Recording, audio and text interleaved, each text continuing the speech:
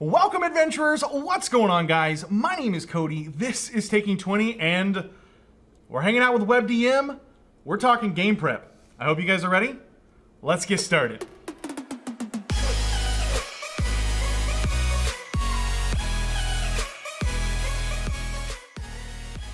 Okay, guys. So yeah, let's talk some game prep. Yep. I was on Facebook talking to the patrons, and they were like, "Hey, I want to know how you prep a game," and I thought this is a perfect topic for you guys since I think you play a lot in Jim's games. You kind of get maybe the player perspective, and of course you've been running games for how long? Forever? It feels like forever, and mostly enjoyable experience. So I've gone over. I'll take the lead because I love talking, and you can't stop me. Mm-hmm. So I think for me, game prep is I prep anything that I don't want to have to improv. That's like my first baseline rule. I prefer to improv. I like to let just whatever the vibe at the table is. Maybe a player has said something that I want to riff off of, or just a moment of inspiration that I want to run with, but I don't want to have to worry about stats and you know how a particular spell works, or setting up an encounter that I want to be kind of a constructed encounter and not just sort of something random I threw together at the last minute. So my baseline is like, if I don't want to improv it, then I have to prep it. And then my second rule of thumb is, can I get it in one line? Whatever the prep is, can I just have it on one page, one line? Like, I don't want to be flipping through a notebook.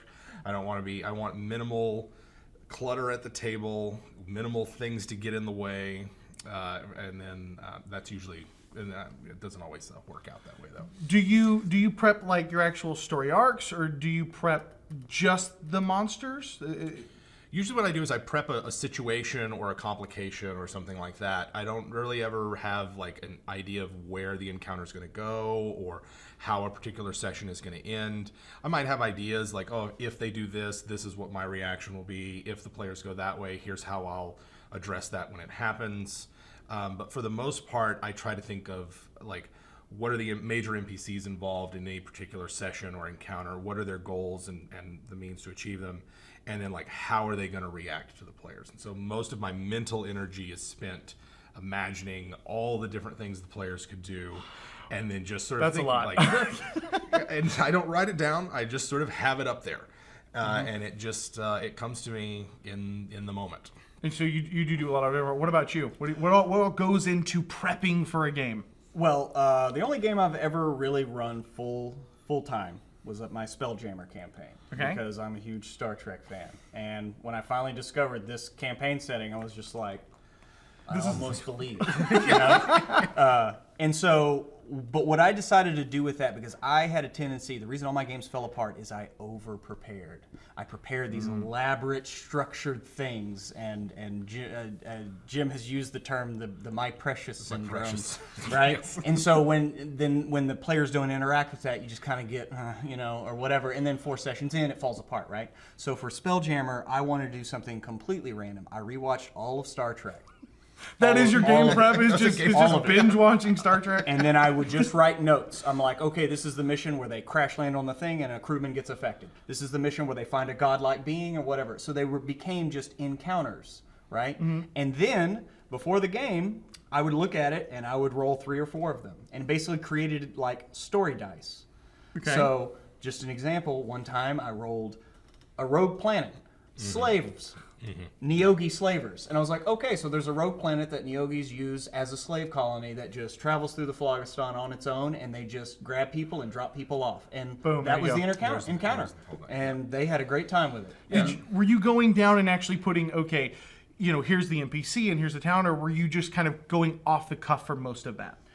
Well, once I rolled it, the only thing I really rolled the only thing I actually prepared was the slave colony. Okay. I had the stats for like a Neogi ship and what they are and all that on the side. In my mind, they were at such a level where I didn't think they wanted to even mess with that. And I was right. I actually got lucky on that, so I didn't prep it. I had it ready on the side, but they snuck in, they got to the slave thing, they freed the people, they took the stuff, they found their files, found their whole like patrol routes, and so they just dodged them on the way out and made it up. And so it ended up working out. Like the bare minimum that I prepared for that adventure, I used every bit of it. And it's one of the only times I think I've ever done that, where it's like I didn't have like 10 pages and I read like one paragraph off my 10 pages of prep notes. And then the rest of it's just like, well, I guess I'll put it in a book one day, you know? Yeah. Because that was always my problem, is over preparation.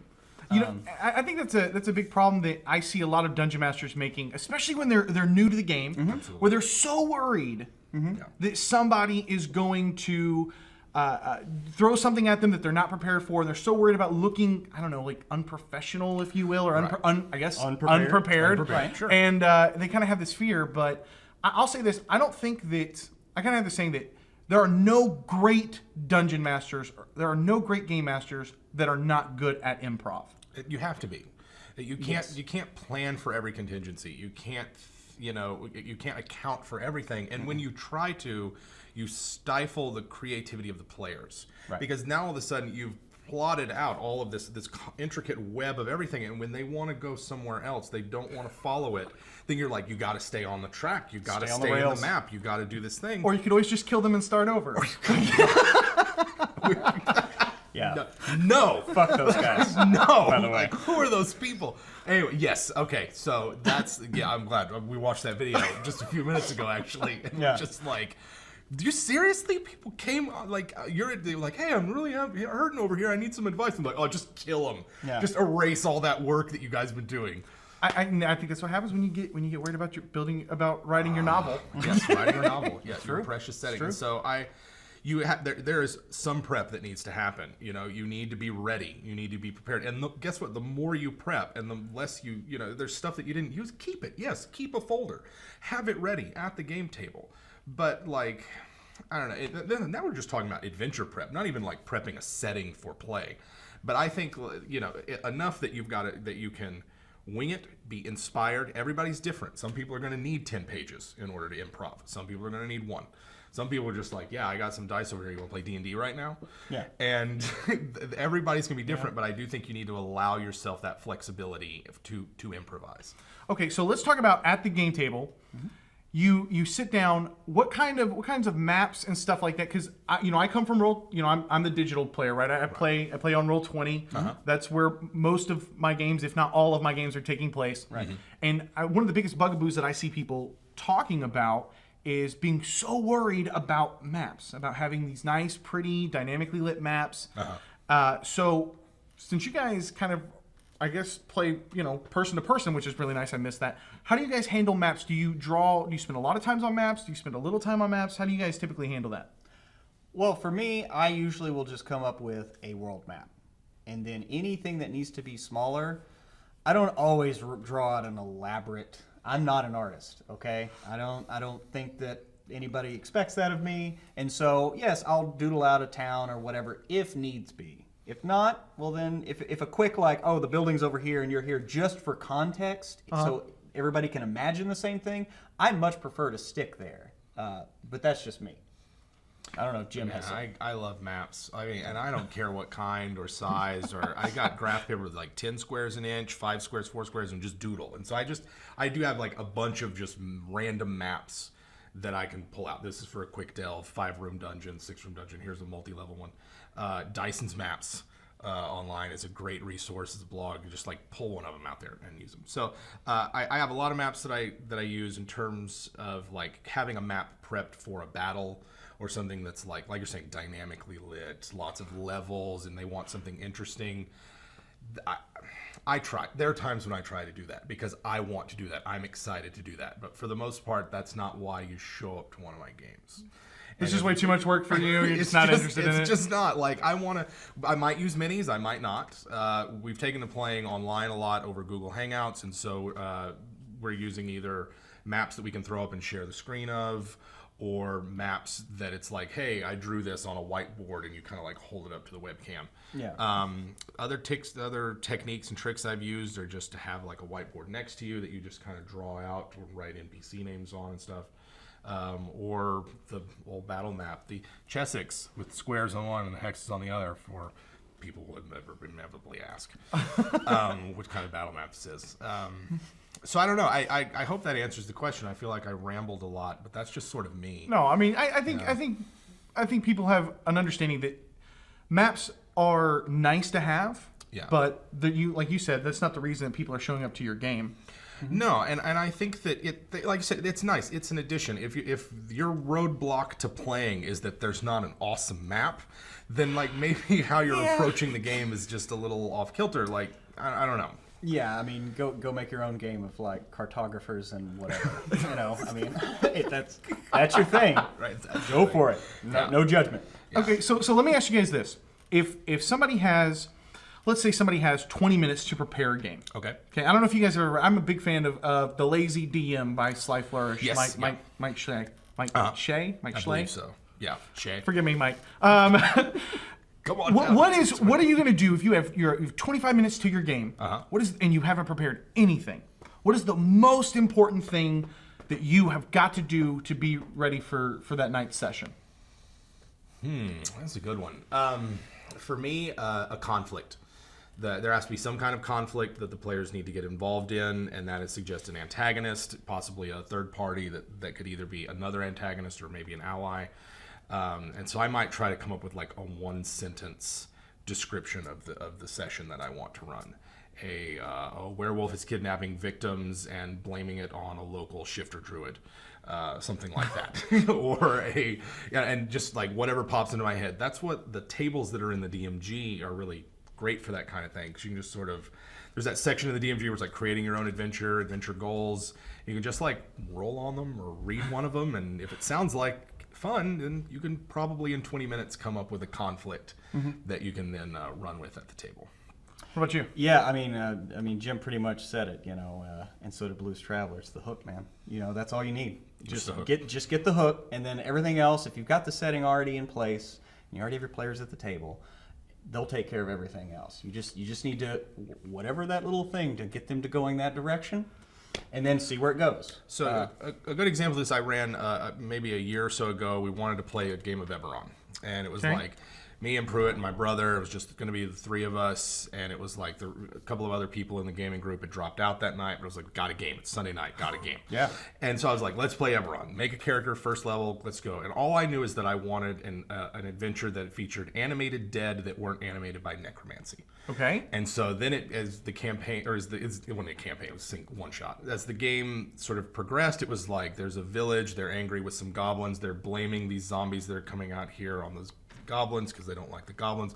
But it's really a gnomish artificer who's throwing his animated object runoff into a mass grave that he didn't know was there, and it's created this thing, and there's just, I don't know.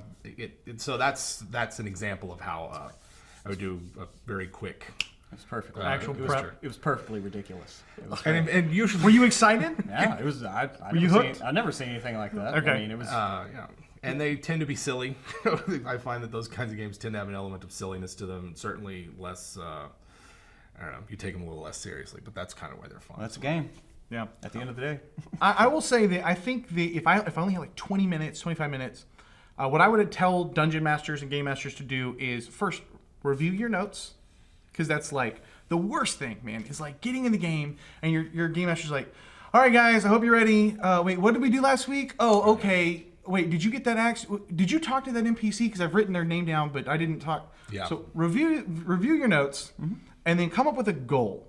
What is what's the goal? Are you trying to get them involved in this way out there awesome plot hook? Or is your goal to have some character development or to bring back an NPC for that shock moment? Yeah. Kind of consider your goal and then just think about maybe how to get there. I think is probably, if I had 25 minutes and no prep time. No prep time. And I probably don't even prep with 25 minutes. I think. Well, you got to check your Facebook first. Yeah. Right. And then we got to tweet out, hey guys, we're streaming. We're about to go live on Twitch. So you got to tweet that out, and you got to line up XSplit and all that. Right. And then you think about that one spell that you might want to cast tonight, and you start looking it up, and you're like, wait, but they can thwart it with that spell. And then you spend 10 minutes just looking through the spells. That happens to me a lot. Where then I'm like, wait, what was I doing? Oh, right. Oh, I got to get you guys on Roll20. I'm excited. I'm really pumped about it. First off, the system. I mean, how much can we talk about it? Nothing's official yet. Okay, nothing's official. Nothing's official yet, but there's maybe future games. All right, well, needless to say, I'm excited about it. It's my audience, so that's fine. You can talk to these I guys. guess Starfinder's fine. We'll get to play Starfinder. That's really cool. And I don't know. I'm excited to see how Roll20 works because I have tried to sit down to use it before, and my like weird Luddite technophobe brain was just like, what am I supposed to do with all this? I just couldn't figure it out, and I found that I was like worried about. So I'm excited to see someone who's familiar with it and who's like using it, so that I can kind of be on the other end of it and go, and then maybe I'll be inspired and join the 21st century. All the people watching this channel, they all came because of the Roll20 tutorial. Nice. So Okay. I think I can help you guys out. That'd be great. We'll get you fixed up. Excellent. Sounds tasty. But thank you guys for letting me stop by, and we've got another video that we're about to do with WebDM. So be sure to subscribe to this channel if you haven't.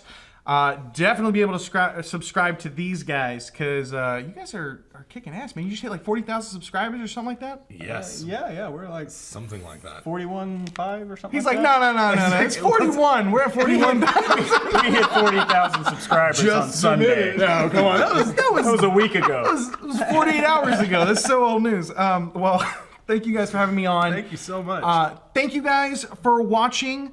I appreciate all the support. And as always, my name is Cody, and may your games be filled with awesome memories and even better friends. Bravo. I'll catch you guys next time. I'll tell you what. How's that? There it is. I'll just justify myself in my chair. Well, but you'll hit a point where you guys will start talking. Do you want our arms to touch? No? No. What if I want I want you to be comfortable. Okay. Well, All right, good. better have dinner. All right, let's do an intro one more time. All right, here we go.